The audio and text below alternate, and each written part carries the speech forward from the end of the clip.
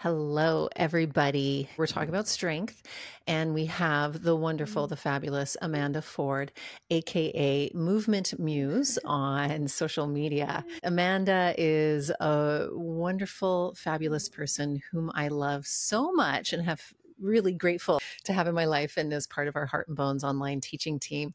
And Amanda's a strength and conditioning coach who really focuses and specializes on folks who are over 40, building strength, building longevity and functionality as we age. And so we are going to be talking about that specifically. How do we move well? How do we build strength in our day-to-day life? Can we do it through yoga? Do we have to do it in other ways? What is strength?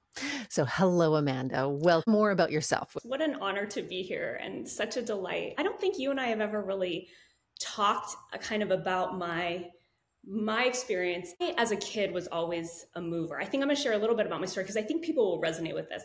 And it's also going to circle into you and Heart and Bones.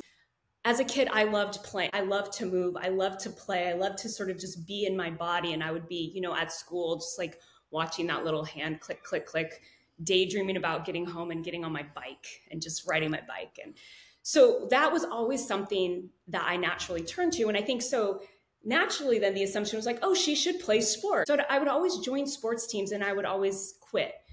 Because looking back, I realized I maybe wouldn't have known this now, but the school day was like enough structure for me in my personality and my life. And sort of the structure and the rigidity of the sports team, the showing up and we're going to do this, I always pushed against it. So I always preferred to be sort of in that free, moving my body way. I just was naturally inclined toward that. And when I was 16, a small little gym opened up just up the road from our house. And I begged my mom to let me join it. I have no idea why, by the way. I didn't know anything about athletic clubs or anything. And my mom let me. She got me a membership, which is, looking back on that, unbelievable because we just didn't have a lot of disposable income growing up. It was like, that was not something, but she did. And I fell in love with it. I started taking step aerobics and I loved it. And I started working out in the weight room. I don't know what it was. I just loved it. And they would always have Shape and Men's Health. And I would pick those magazines up and I would just look at the workouts. They would always have workouts in the back and I just teach myself how to lift weights. And I loved it. And again, I think it was that thing. I could show up when I wanted. And for me, it was like, I could go in the weight room. I just naturally do this, check in with myself. What do I want to do today? What sounds fun? And I could do it. And I could stay an hour. I could leave after 10 minutes. So it was this self-directed experience. And so the gym was where I felt so at home. And I went there during high school and I went to college and I started teaching step aerobics in college. And I also, kind of as I moved through my 20s, discovered Ashtanga yoga. Asana, Ashtanga, very rigid, very structured. But at this time, I was working at a gym, and it was also the time where boot camp was everything. You remember this? Everything was a boot camp, and everything was so hard. And I was surrounded by what I was supposed to be doing. And it was I thought, oh, I was supposed to be this Ashtanga. It's really hard. It's really structured. It must be the right and the best thing. Oh, and this really intense boot camp thing, it must be sort of the best thing. And I pushed myself through into these two ways of being for quite a while, doing really intense workouts and these really intense yoga practices. And until I started getting in excruciating tons of pain. I pushed myself through it. And until I couldn't anymore, until it was obvious, I would go into yoga and I would be feeling okay. And then I'd be in Shavasana and I would be in so much pain, I could barely even tolerate it. And so it started to become clear to me. I had this intense SI joint pain, this intense nerve pain down my leg. And it was I was living with that every day. And I sort of had to have this awakening. What are we doing with exercise? Here I was teaching exercise. I knew it was good for me. I knew I loved it. I was taking this yoga practice. I had gotten a 200-hour yoga teacher cert along this, right? I'm going. And yet I was in so much pain. And I was also doing what I know a lot of people do. I was sort of diving in and then burning out. And I would, even though I was working and I was teaching these things on my personal level, I would be like, I'm not doing anything. And so I was doing this sort of go all in and then totally burn out and do nothing. And I know a lot of people do this because they push themselves and they white knuckle through. So I had this moment of like, what are we even doing here? What am I doing? I had to stop Ashtanga yoga. I stopped doing any boot camp classes. I had this insight. What if I know I love exercise. I know I love movement. I know it's helpful to me on so many levels. What if I just let myself do what I love? What if I just let it be totally directed by myself?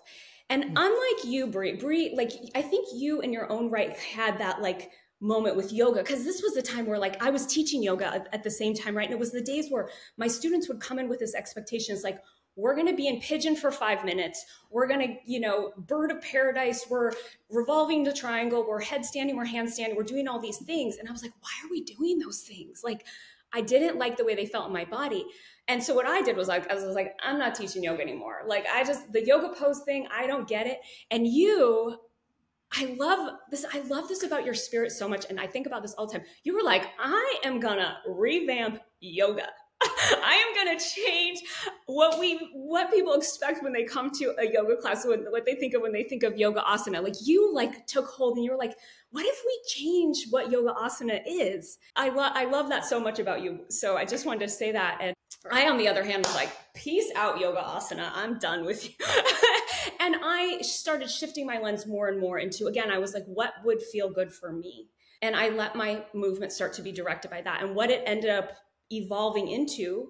So I lived for, a good 15 years in pain, a good 15 years of struggle with my relationship with exercise. What is it? Who am I? How do I do this? To finally, it's been a good now 15 years out of pain, a good 15 years feeling solid and steady. But what it evolved into for me was it grew organically. I let myself, okay, I want to go for walks. I love walking. I went for walks. I love strength training, but I don't want it to be so hard in the sense I'm sweating and I'm feeling like I'm going to die. And I love yoga, but these particular poses don't work for me. So I let myself have a self-directed practice. And so sort of from that self-direction, I was able to find, a nice steady place. And I was also better able to be a better coach because I was better able to meet the people that would come in and work with me. So I've taught group fitness since 18, and I started working in my 20s with people one-on-one. And that's really the basis of my training is like, we're here, we're alive. What do you want to do? What feels good to you? And helping people learn how to be self-directed and sense in for themselves. What do I need instead of like outwardly directed? That's really how I structure my business. Oh, what a journey. But I think it's important to have that framing of where we come to. And I think because a lot of people in our audience, I think who are attracted to, let's say, Heart and Bones or what you teach are people who have maybe had injuries in the past, who maybe have tried yoga and felt like they didn't belong, like it wasn't for them, that they had to change their body, they had to change the way they were in order to fit in and do it. And any number of reasons, and yet still kind of wanted that like yoga experience and that feeling, that deeper experience of self-awareness and connection of what, of course, the practice really is beyond asana. And so it's interesting that, yeah, and I love that you framed, you're like, see you later, yoga. And meanwhile, yeah, I'm like, okay, how can we? So P.S., of course, disclaimer, I did not change yoga. I do not have the. But I mean, I can appreciate like looking at what you did. I think like, because I was just like, yoga asana is whack, and I'm going to go over here and do this other thing. And I love that you looked at it and you were like, okay, these particular things aren't working. And what do I think? I think it's so cool. Yeah. And it's not about changing the practice of yoga, but the asana and the way that we were taught was not good. I'm making mass generalizations here, but there was a lot that needed to change. And I saw that and was like, okay. But here's the kind of neat part is that we dovetailed back together And here you are, in a way, like technically not teaching yoga, but teaching movement, mindful, sustainable, beautiful movement in Heart and Bones yoga online, right? And then I think also too the deeper parts of yoga, which is what is myself? Who am I? So the fact that you followed your Exactly. heart is showing to me, I hear that is the yoga working, right? So the yoga asana Absolutely. wasn't working for you, but the self-awareness and who am I, what is true for me, that discernment that we get from yoga that you practiced in a variety of ways showed up in a completely unconventional way. But and I'm a little bit biased because I know you and I love you, and I think the way that you teach movement and the way you teach strength is so ridiculously wonderful in the sense of smart, sustainable cues, meeting people where they're at. It's people first. And the fact that you're teaching strength training, which strength, this is why we have this whole conversation right now about strength, is because strength is so vital. And more studies, of course, are showing, oh my goodness, if we are not building strength at all stages of our life, but especially the later stages, we're doing ourselves a big disservice, which we'll unpack here in a couple of minutes. I love that your path has led you to strength because it's such a vital way of movement. And again, that's what we need. And the world needs you to keep teaching strength in the way that you're teaching, because you're also not you're not I always use the word bro, and I'm sorry to bros out there. In our last sleep sessions, I kept being like bro science. So I recognize that's my go-to, but you're not a bro. You're not a gym bro. Yeah, I mean, I think, I kind of alluded to this like injury that I had and that I lived with chronic pain basically every day of my life, excruciating, where my leg would almost buckle out from underneath me for many, many years, 15 years. And that was my greatest teacher in many ways, because I had to learn how to move my body in a way that was honoring myself and wasn't continuing to hurt myself. And that took me down just a whole big path of coming to learn that. Now, it wasn't the yoga asana, it wasn't the Ashtanga practice per se. There was like kind of as chronic pain is, it's a multi system situation, but it was certainly my greatest teacher. And it brought me closer to myself. I mean, this is right, if we're talking about yoga and the essence of connection, to oneself, to the bigger, it brought me closer to myself. And it certainly has definitely informed my coaching, because it made me really passionate about wanting to bring this to people who, like you said, feel like they can't for whatever reason that is.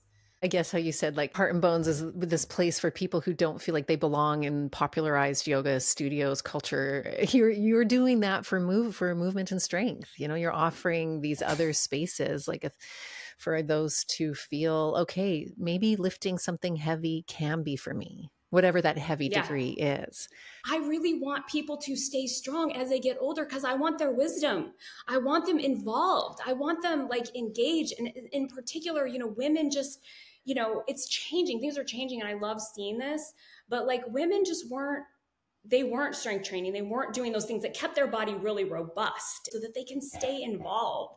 If you're removing yourself from public life and from engagement in the world for whatever reason, we lose you. And your body is how you engage in the world. I mean, this is how we engage with each other in this lifetime. So I feel very passionate about helping people stay as robust as possible as they age. And, I'm saying oh, yoga asana. And I want to be very clear, I still love some of those old school asanas. And also joint mobility, movement, all of that is also kind of my lens sort of got narrowed into strength training, because that was also who was coming to me as a trainer. My business sort of evolved by who's coming to me, what's happening. It was this co-created experience with what came to me and what I was interested in. But it's really a movement practice is a holistic, there's lots of little pieces. And I'm talking right here about this one little piece of strength. Yeah. Well, let's get more nitty gritty. If you found that people started to come to you more specifically for strength, or maybe you were working with them in different capacities and you realized, oh, okay, yeah, strength. lifting Yeah. weights. And again, I feel like I have to put a slight disclaimer for some reason when I say lifting weights, because I think I'm thinking of our audience listening to this.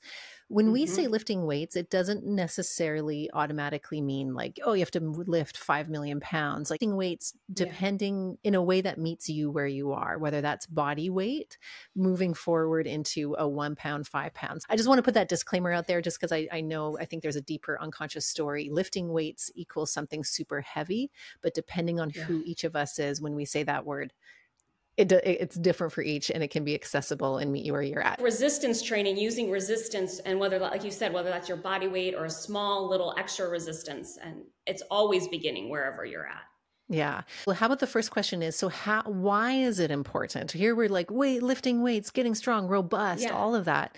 What does robust Yeah. mean to you when you say that? And why is weight training, strength training, resistance training important for our bodies as we age? I mean, I think of strength as really the capacity to handle what life brings our way. And it's the ability to say yes to the things you want to say yes to. It's like the ability to engage with what happens. We live in the material world, we live inside of gravity, and it's the capacity to meet it. Whether that's a challenge, an unexpected surprise, or it's something like you want to do. You know, it's like, yes, I want to go to the beach and hike up that cliff and look down. You know, it's like, yes, I want to do these things. Or, oh gosh, my dog just got off the leash. Can I, or, you know, my dog's pulling me, she ran. Can I go? It's the ability to sort of engage with the material world and have the capacity to meet what comes your way. We're building, and we're growing, and we're getting bigger and bigger up until we get to be about 30. And then we're heading toward a different thing. We're headed in the different direction. And the growth is really big and obvious. And the decline is much slower and subtler over time. So essentially, our baseline, once we're past 30, is a decline. That's happening for all of us, and it's going to happen no matter what. If the strongest you could ever possibly be at 30, even if you tried to stay that strong and you did everything possible, you will not be that strong at 80. You just won't. Even if you kept doing all the same strength training and all the same yoga poses and mobility training and cardio training, you're just not going to be. We're all doing that. So it takes effort to make that decline less so. And your muscles are what move you in the world. They are what move you. They're what get you up and down the stairs. Again, they're the things that say, yes, I can hike down the beach, and I can climb up to the top of that hill, and I can work in my garden. Whatever it is you want to do, it is your muscles that make that possible. And so if we do not do something to maintain those tissues, they are going to decline, and very much so. They're going to decline even if you are doing something. And so if you want to continue to live a life where you can meet the challenges and adventures that life brings your way without feeling like you have to shrink away from that or be afraid of that, you have to do some level of strength training. Now, the good news is it doesn't have to be very much. Let's say 2 days a week for 20 minutes. When I get people started, it's like some people, it's 2 days a week for 10 minutes. It doesn't have to be that much. We want it to be quality. And that's really what matters, is the quality. This is also why I'm so passionate about strength training, because it's like, it's actually not that hard. Once you learn the basics, and once you kind of get you don't have to commit that much to it. So it's kind of like flossing your teeth, like a lot of bang for your buck when you floss your teeth. You get just so much benefit. You just got to get in the habit. You know, it might not be that exciting. It's not that interesting, but once you get into the habit, you get a lot of bang for your buck. Same with strength training. It might not be that interesting. It might not be the most exciting movement practice you have in your week, but it doesn't have to be that much to get really tremendous benefit. That's great. And that's, I think, really helpful on so many levels because it's more sustainable. Those people who go less is more at the beginning are the ones who usually stay with it for the longest, rather than changing your life in a 180 and burning out, because that's just not sustainable. It can be very sustainable. And obviously for every person, it needs to be different, but it can be very sustainable. It can be very seamlessly woven into your life. It can be very little, that you get a lot of benefit by giving that stimulus to your muscles a little bit every week, you get a tremendous, it's a lot of return. It's a very nutritious movement, if you will, it's very dense. I'm always trying to think of the people who are listening, and I have somebody in my life who's in her 70s and has said, when I've tried to lovingly suggest strength training and going, well, I can't, I think what I'm trying to remember exactly what she said. Something like, my joints, I just have a body that doesn't like it, or I'm not built that way, or, and I don't know if that's just from the age and stage that she's at. Another example, my mom, who's wonderfully fit and wonderful in her 70s, she went to do some strength training coaching, and the coach didn't even, her and her partner, very fit, but need some work with some strength. And the coaches didn't even have them pick up a weight. What they did was just like, oh, you have to start with strengthening your core and do Pilates like things. I'm using those two examples because I think that's that perception that especially older bodies have to start really slow, have to train your core with core exercises, which is really, well, also picking up the weights does that. And there's scalable, accessible ways to improve and actually do weights by lifting them up. Like, what are your thoughts on this story of whether somebody has that story in themselves, like, oh, my body can't lift up weights, I'm so scared of getting hurt, or the example that my mom had? Our tissues adapt with load. That's how they grow. They heal and they adapt with load. We live in gravity. Gravity is a load. Our tissues absolutely need loading to heal and adapt. So yeah, I hear these kinds of stories all the time. I mean, I have a client in here who has been working with me for years, deadlifting and hurt her back gardening. Let me just put that out there. My people come to me most injured from gardening and playing golf. And now pickleball. These days it's pickleball. So you're more likely to hurt yourself doing something like that than you are in the weight room. But she hurt her back gardening, and then her PT said, well, how much are you lifting? And he said, oh, you're your age, you can't be lifting that much. And yet she had been progressing inch by inch. So here's the thing. We always begin, I mean, as a coach, obviously a one-on-one session is different from a group session, but we always begin where the person is at. So the person who's listening to this and thinking, oh, this isn't for me. If you're still listening to this podcast at this point, thank you for staying on, even though you thought this wasn't for you. So thank you for being here still. We always begin where you're at. And as Brea said earlier, resistance training can be body weight. So we begin where you're at, and we find, again, I prescribe at starting with somebody who's just starting out and feeling really unsure. I start with 2 days a week. That's it. So 2 moves, but we want those to be loaded moves. Core work is fabulous. I mean, oh my gosh, my clients, truth be told, I'm not in love with core, too much core. I mean, I like to do a little bit of it, but my clients would have me do core work for the whole hour, right? But they're paying for my expertise, not to do what they want to do, right? So people love it. Core work is great, but you need to get 2 loaded moves 2 days a week at least. And so we need to choose a move that is loadable. So for, your mom, yeah, maybe I'd have her do some core work, but I would have her really adding that load in, at least 2 moves that she could move with some load or some resistance. Again, if it was just her body weight. So our muscles build with load, and you need to be at fatigue, we might call it muscle failure. Like, oh gosh, I don't know if I could do one more before 30 repetitions. If you're doing a core exercise, you might get kind of tired and feel your core, but you could probably go to about 100 repetitions. You could go a lot longer. You're not really reaching that muscle fatigue. You're also not working your major muscle groups in core work, right? So we always begin where you're at, but we need to find what are those moves that you are getting muscle fatigue before 30 reps. Now, I actually like to push it lower for people because, I don't know how much we want to get into this technical stuff, but it has to do with the neural drive. And the heavier the weight is, the more we get our brain connected to what's going on. And as we age, we need more neural drive to the muscle tissue. We are not able to fire our muscles as well. We don't have as many what's called type 2 fibers, which are our powerful, strong muscles. So we need more neural connection to the muscle. We need heavier weight. The heavier the weight, the more neural connection. Because I mean, if I'm trying to pick up my little case, my brain's like not interested in this. My brain can talk to you. But if I now all of a sudden put a 40-pound dumbbell in my head, my brain's going to go, oh, that's different. And that becomes 100 pounds. Oh my gosh, that's the brain starts to pay attention. So I like to get people fatigued when they're starting out, definitely before 16 reps. So that gives you a sense of how hard it should be. But 2 moves twice a week is where we begin.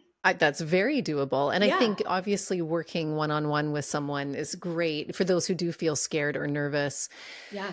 Because I know, again, I'll use my mom for an example. She's quite healthy and fit. She had her back out a couple years ago and is very sensitive to that. So learning a deadlift or learning a squat in a way that's going to feel supportive for her one-on-one. But I said to her, I was like, when she said that, the trainer is just like, well, you have to do all this core work. I'm like, well, you're going to get your core working. And I think this is that interesting misconception. You're going to get your core working by doing a loaded deadlift to whatever degree that load is in a functional core way, right? So it's like those strength training moves that we do are also getting the core because it's a whole body movement. I want to ask another question. So when you were talking about a load, because I can hear people wondering this in their heads as they're listening to you say 2 loaded moves twice a week.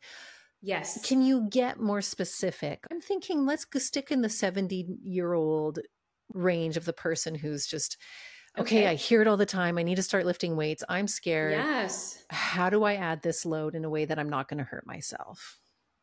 Yeah. I mean, that is a big thing. And we don't want to get injured. And especially as we age, we recover less quickly. So it is something we have to absolutely consider. And again, this is where I come back. We always begin where we are. And so it's up to the coach to meet you where you are, but really ultimately it's up to you to meet yourself where you're at. And I always say to my clients, like, I'm here, I'm kind of like the guide, but they need to trust themselves. And so I really empower everybody who's listening, trust yourself. You are correct. You are correct. And you need to start doing a little bit of strength training and you might feel a little tentative, but really you can trust your inner guide. So we do have to do this slowly and easily or carefully, but remember your body heals and responds to load. You hear me pausing a little bit because everybody comes with a different level of experience with movement. I, in general, like to think about training movement patterns. And the main movement patterns for the lower body are a squat and a hinge. And the upper body the patterns are pushing something away from you and pulling something toward you. This could be a push-up on a wall, on a countertop. I am a huge fan of push-ups on the knees. Amazing way to load the body. Getting down onto the floor if you can. Pushing up into a child's pose, kind of resting back in a child's pose and coming back down into, I love that. It's a great movement. If you could lie on your back and push some dumbbells, up over your shoulders. Speaking of movement patterns, squats, hinge, push and pull. I would say it is also worth investing in potentially, if one has the ability, going to a fitness class, taking a fitness class online like we offer at Heart and Bones, hiring a trainer if you could, even just for a couple sessions, just to find out what works for you. You need to at least do 1 lower body loaded and 1 upper body loaded. The rest of your session can be mobility, it can be core, if that's what you want, it can be whatever else, but you need at least 1 upper body and 1 lower body with some resistance where you're reaching fatigue, ideally before 16 reps. I love this, Amanda. I think because you have been working one-on-one so successfully with different people over the ages of 40 for a lot of years, I would love to hear some inspirational examples. As you've already said, feeling robust, being strong allows us to do all the things we want to do with more ease over time and further into our life. And so we get this, we know muscle tone goes away now as we age, and that's why we need to do it. When we start lifting weights, it pretty much, if I can make mass generalizations, gives us a universal feeling of like, oh, I'm capable, I'm strong. I never thought I'd be able to do that. And then I did it. Like those are the wins. So if you could just share a few examples, especially if there was somebody that, in the similar of our 70-year-old example of that feeling of like, I'll never do this, I shouldn't do this, I'm scared to hurt. And then what that progress was, and where are they now? Train 25 people a week. I've been doing this for decades now. So I have worked with a lot of people. I'm very much in the trenches with people one-on-one. Your body adapts. This is what human bodies do. This is one of our superpowers. We have many superpowers. We adapt. And you are adapting until your last breath. And who knows what after that. So it is never too late. It is absolutely never too late. And there is research to support this, that we can improve our strength, we can improve our balance, we can improve our ability forever into our 90s and beyond. So it's never too late to do it. The successes to me that are the most meaningful to me are when my clients are like, I was able to do X with my family, with my friends, that I was afraid to do. I had a woman who came here. She wanted to be able to dance at her daughter's wedding. Like literally that was her goal. And she felt scared because she didn't feel stable. She had one knee replaced. She had one knee that needed replacement, but she didn't want to go through another surgery. She wanted to do what she could to put that off, or to maybe not have it at all. She had some neuropathy in her feet. And this is somebody in her 70s. It's not running a marathon, but that's a huge, huge deal. I do have many clients in their 70s. I've been blessed because a lot of these people I started working with in their 50s and they're in their 70s. And I have clients who are stronger in their 70s than they were in their 50s, in their late 50s.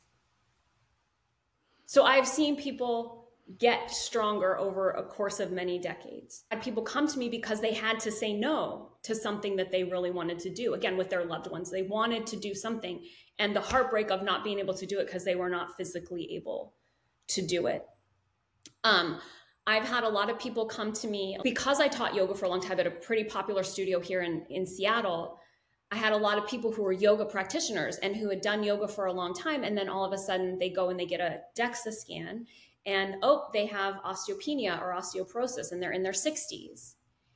And we were able, in many cases, I've been able with clients to help them or be a part of, helping them reverse that diagnosis. That's huge. Because if you fall and you have osteoporosis or osteopenia, as we know, our chance of breaking a bone is huge. And that's huge. So we were able to reverse that. So to me, these are the kind of success stories that I see all the time. I had a client who wanted to be able to ride a bicycle again in her late 60s, hadn't done it for a long time. Getting your leg up over a bicycle requires a lot of strength. It requires a lot of coordination. So it's these quality of life things. My grandmother is a perfect example. My grandmother grew up in a time when women did not do things with their bodies, really. And she grew up in a time and place where that was just not done. And she lived until 93, lived independently until 93. But if you touched her leg, you touched bone. And she could not walk without a walker. So she couldn't drive and she couldn't get around. But there was no muscle. And so she could kind of walk around a walker. She couldn't put things up and down in her shelf. So she had to, keep everything down on the countertop. So she lost the ability to do those kinds of things. So we sort of feel like, oh, I'm good. Like I'm 45, I'm good. But then all of a sudden you're not good. And an injury can set you back a lot. A little teeny bit goes a really long way. Just imagining the life you want to have and the things that you love to do that you might take for granted now, working in your garden. Again, I get messages from clients all the time. Oh my gosh, I worked in my garden for 5 hours and I didn't get hurt and I could move this thing and I could pick up that pot. Or the movers came and they asked if I needed help. No, but I helped them carry this thing out. I went on a trip to Italy and I could carry my luggage up and down. All kinds of things where we can still engage with our life in the way we want without having to second guess and wonder if we can. It is all about life, activities. And I think and there's a sort of, I think maybe cultural perception that, at 60, it's all downhill. At 50, it's all downhill. 70, it's all downhill. But I love that you use the example of like you've worked with people in in their 50s and they're stronger at their 70s. And then even anybody again listening, I'm just going to stick with the 70-year-old generation right now because I think that's so important to hear this hopefully and go, okay, wait, I'm 70. It's too late. It's not. It absolutely is not too late, as you said, because you're doing this for your 90-year-old self. Right. And I think we have that sort of myopic view of, okay, well, I'm at this stage of life, whatever that might be, and that's it. Well, no, I'm putting this effort in at 70, at 60, at 80 for my 90-year-old self. Like, I think that is such an important thing to remember. And even something that stuck out to me, Amanda and I were talking at the very beginning and different health and family issues of people in Amanda's family under the age of 50. And I heard that and I was like, oh, yeah, yeah, yeah. And then a couple minutes later, it actually just hit me in my brain. I heard under the age of 50. And I think my brain related it to, well, I'm nowhere near that. And sort of the equivalent of maybe being 70. And I realized, oh, I'm turning 45 in this year. Wait, under the age of 50 is me. So I'm sharing that example because we're literally talking about this. This is what we teach. This is the stuff we really emphasize in the work that we do. And yet I think that shows how the brain, we don't necessarily perceive ourselves as different ages. So if I'm not perceiving myself as somebody who's 44, and then thinking about my 70-year-old self, thinking about my 50-something-year-old self, that's not far away. So, oh Life my goes goodness. by in a blink. I have a client, he's going to be 80 by the end of the year. And he and I are one of those, we've been working together for a long time. He has, if you look at his MRI of his back, it is bad. It's really bad. He's had a lot of surgeries. He's had a lot of injuries. And he and I have been working together for a long time. And he kind of goes in and out of feeling a little scared of the strength training because he has ups and downs. You know, when you live with chronic pain and when you have been in a body for a long time that's had a lot of injury, if we're lucky enough to live to 80, we're going to have ups and downs, good days and bad days. He loved me and he knew our work together was important, but there was also I think a little bit of ambivalence about it. Was it helpful or was it causing some of these pains? So we had a little bit of a backslide in terms of his pain. And he went to, different doctors and he signed an appointment with like a really well-known neurosurgeon here in Seattle, really well respected. So he went to the appointment and the doctor said to him, this was 2 years ago. And so he's going to be 80. This was 2 years ago. They got to talking right at the beginning of the appointment. The doctor said, so I want to be very honest. I looked at your MRI and all your records and everything, that you've written before you came here. And I was 100% prepared to recommend that you have surgery. And let me tell you, a back surgery at 77 years old is a huge deal. And then he said, but watching you walk in here, I'm giving the exact opposite recommendation. You must never have surgery. What are you doing? Tell me what you're doing. And he said, well, I work out with this gal twice a week. He and I do 2 sessions, I'm the gal, 2 sessions for 30 to 45 minutes a week. That's what we do. That's all he does in terms of his strength training. Everything else he does is walking. So we meet 2 sessions and depending on how he's feeling, sometimes we stop at 30 minutes and sometimes we go 45. We do literally the same movements on repeat. That neurosurgeon said, don't ever stop doing that. These are the kinds of stories that happen all the time. I have another client who had to have a brain surgery.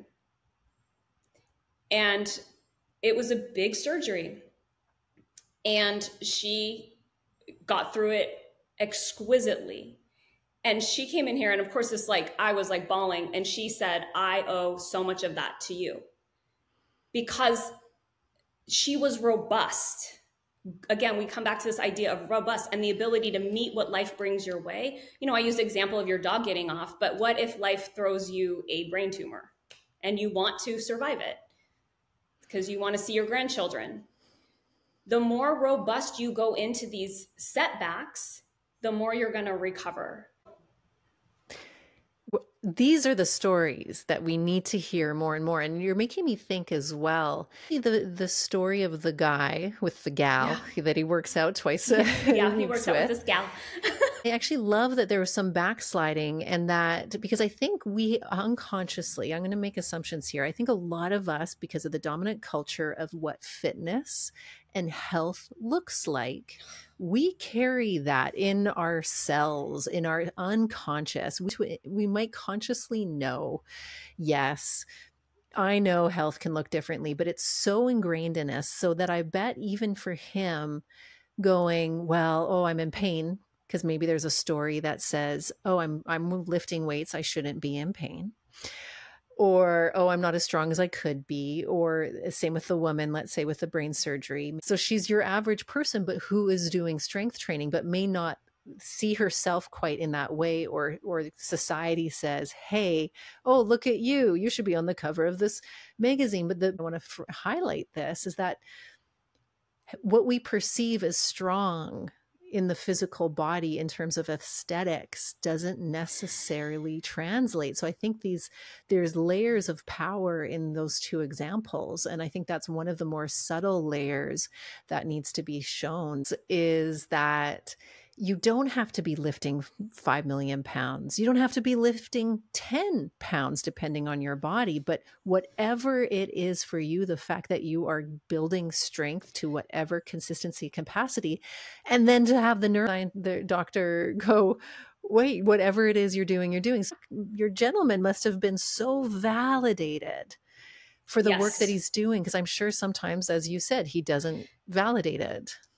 Absolutely. It's a beautiful point, Brea. Thank you for saying that. Yes, he was strong and young and super vital at one point in terms of how much weight he could lift.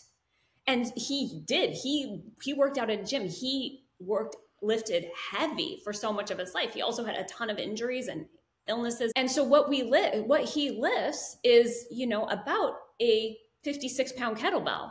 Not very much. In terms of if we're some people might be hearing 56 and go, whoa, that sounds like a lot. But for those of us that kind of are really nerdy in strength, we know that's not that much. Or compared to what he was previously doing. Definitely so not compared to what he was previously. Yes. Of himself. Yes, exactly. And he does often say, oh, I used to be able to do, And he's not valuing less weight. Even though it's until the doctor said, wait a second, this is still valuable.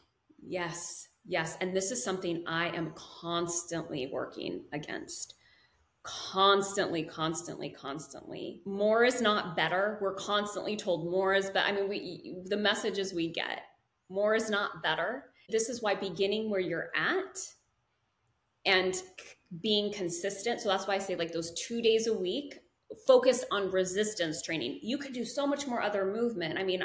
So many of my clients, yoga asana is their main movement practice. And that's what they do 5 days a week, but they supplement it. They have their strength training that they do, 2 days a week where you're loading these moves is significant. So again, this guy, I want to restate that he is working with me for 30 minutes, maybe 45, twice a week. The heaviest lift he does is 56 pounds. We've worked to that slowly over time. When I first started working with him, he couldn't do that anymore. Maybe he does a 20-pound dumbbell where he rows. Again, we worked up to that. Maybe he pushes a 10-pound overhead. We do those sorts of things where he's kind of having to work on one leg and bounce. So it is doable things, and he just does those on repeat. And that has made the difference between a neurosurgeon saying you definitely need surgery and absolutely you better not ever have surgery. You're doing too well. You're too functional. And the other client who I mentioned who had to have the brain surgery, we began by, doing bridges on the floor. And that was where she was at. That's what she could do. She couldn't pick up a 10-pound dumbbell without pain. And so we did a 5-pound dumbbell, and that's where she was at. And now she can deadlift well over 100 pounds. She can deadlift her body weight, right? She is 70 years old also.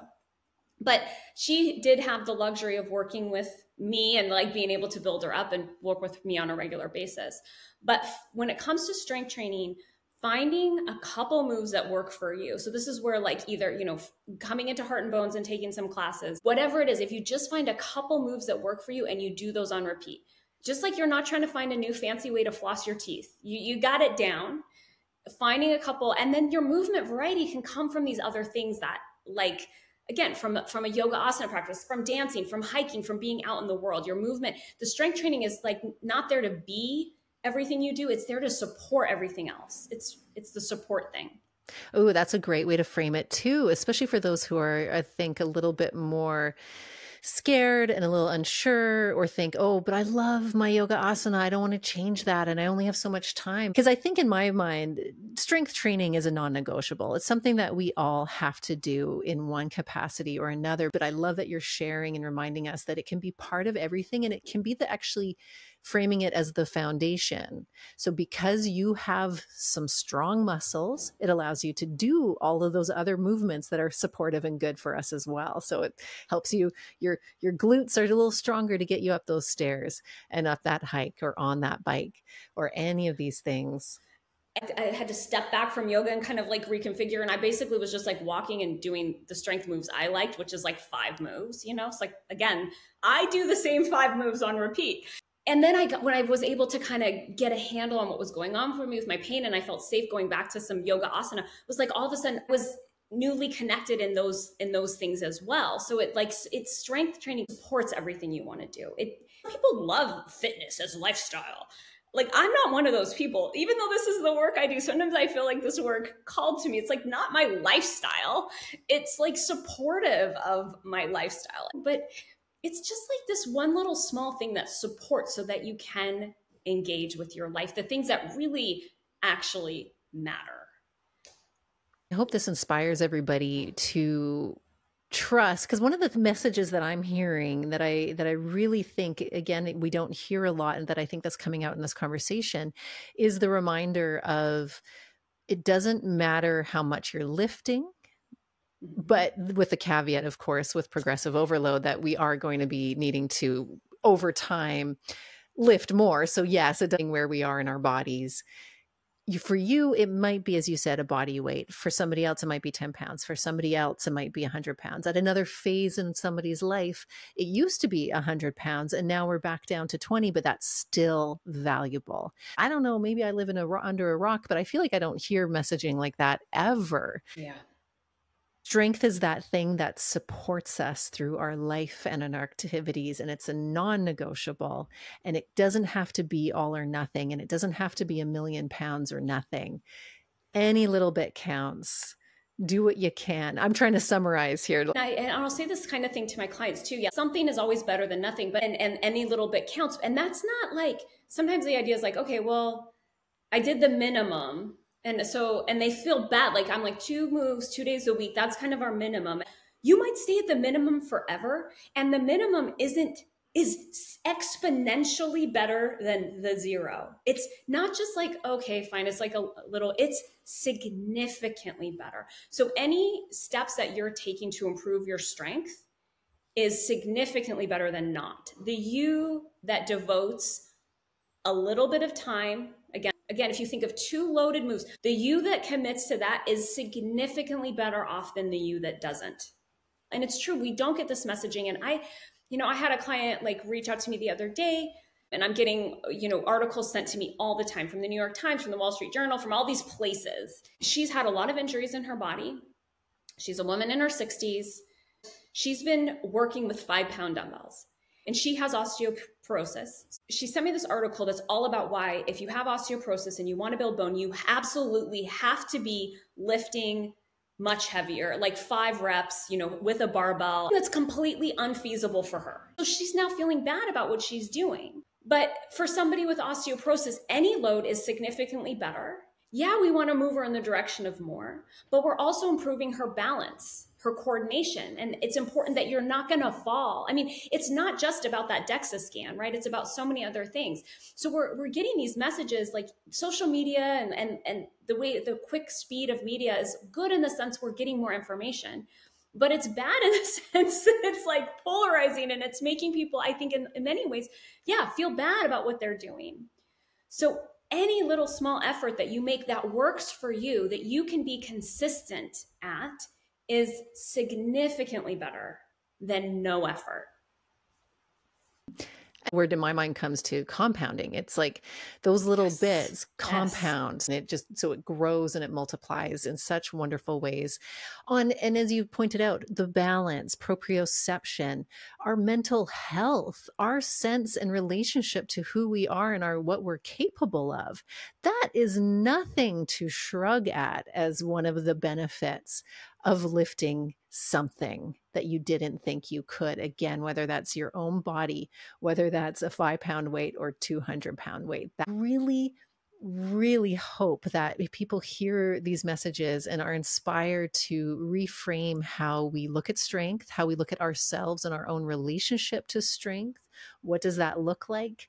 I think you've given some ridiculously powerful examples, Amanda, from your own work. And thank you to the work then that you're doing with people and giving them that sense of empowerment and better quality of life in all the different stages. So if people want to find you, of course, they can find you on Heart and Bones Online Studio. Of course, Amanda has a ton of different classes that go from body weight work. You bring in dumbbells. Everything is optional. In fact, if you're not already a member, I highly recommend trying the 7-day free trial, just going to Amanda's classes and literally just reading the amount of comments that each one of her classes has, and what people are saying, and how much people are like, Amanda, I've never done it quite like this, and your cues are so good, and oh, I feel so strong. Like, it's just actually as a delight and honor. Anyway, so I just have to plug that, because I can say how wonderful you are, but it's just really powerful to read those comments. And it's not a small amount. It's a lot of people sing your praises. So of course there's Heart and Bones, but Amanda also is Movement Muse, at Movement Muse on it's Instagram. I think it's like movement.muse. There's another one. Well, yeah. And that's a whole nother story, but yeah, movement.muse or movementmuse.com is my website. But he's in the Seattle area. Are you so packed out with your 25 clients, or do you ever accept in-person clients anymore? Yeah, they can reach out to me. I'll be teaching workshops here, and I do teach like in-person workshops a lot in the Seattle area. I can get on my wait list. Well, thank you so much, Amanda. We love you. This was informative and inspiring, and I'm going to go lift something heavy. Atta girl. Yes. Thank you so much, Brea. Thank you. It's an honor to be here.